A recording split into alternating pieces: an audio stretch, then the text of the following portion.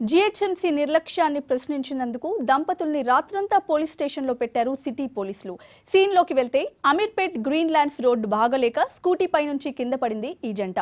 గాయాల పాలైన భార్యాభర్తలిద్దరూ రోడ్డుపైనే ఆందోళనకు దిగారు.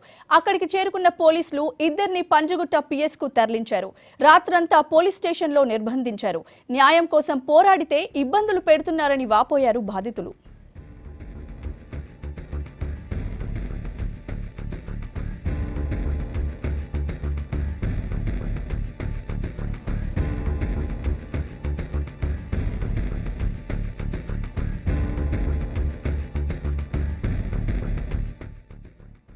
కంపేట్ నుండి ఇంటికి వెళ్తున్నామండి శ్యామ్లాల్. అక్కడ ఒక గుంత ఉంది, ఫ్లైఓవర్ పైన కింద ఫస్ట్ ఎక్కడం స్టార్ట్ అక్కడ ఒక గుంత ఉంది. ఇంతకుముందు కూడా మేము గమనించినాము, అది రికవర్ చేయట్లేదు. ఇవాళ దాంట్లో నుండి పడేసి మేము బౌన్స్ అయిపోయి పడిపోయామండి. నేను, మా హస్బెండ్, మా బాబు. నేను డ్రైవ్ చేస్తున్నాను. సో మా బాబు ఇంకా కొంచెం దాంట్లో మిస్ అయ్యాడు. ఆ ఫ్రస్ట్రేషన్లో వచ్చి వేరే వాళ్ళు సఫర్ అవ్వకుండా మేము అక్కడ బండి పెట్టేసాము ఆ గుంత దగ్గరనే.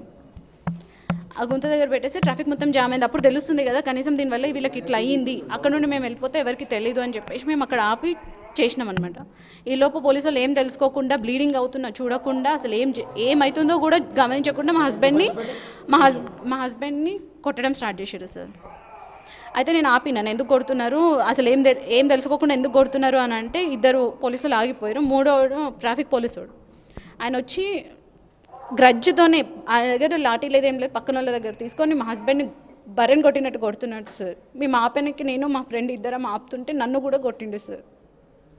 ఒకటేసారి 7-8 మెంబర్స్ పోలీసు వాళ్ళు నన్ను మధ్యలో ఉంచేసి అక్కడ నుండి కొంచెం వెనకాలకు తోసేసి మా హస్బెండ్ని దొంగల్లాగా తీసుకొని వచ్చారు సార్ పోలీస్ స్టేషన్కి. తీసుకెళ్తున్నామని కూడా చెప్పట్లేదు, అసలు ఏం జరుగుతుంది అని కూడా చెప్పట్లేదు.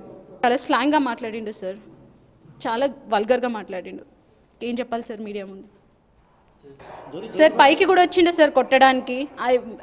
వాడిని మాత్రం వదిలేదు లేదు సార్, కంపల్సరీగా పనిష్మెంట్ ఇవ్వాలి.